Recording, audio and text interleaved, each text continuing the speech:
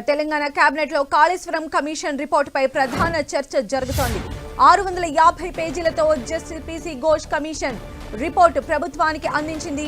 రిపోర్టును అధ్యయనం చేసిన అధికారుల కమిటీ 60 పేజీల బ్రీఫ్ రిపోర్టును తయారు చేసింది. కేబినెట్ ముందుకు అధికారులు 60 పేజీల కాళేశ్వరం కమిషన్ రిపోర్టు చేరింది.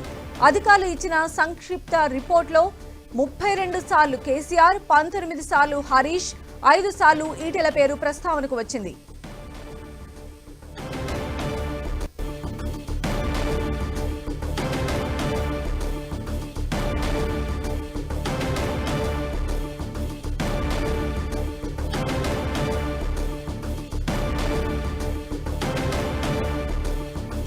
తెలంగాణ కేబినెట్ ముందుకు కాళేశ్వరం కమిషన్ రిపోర్ట్ వచ్చింది. దీనిపైన కొద్ది గంటలుగా చర్చ అయితే కొనసాగుతోంది.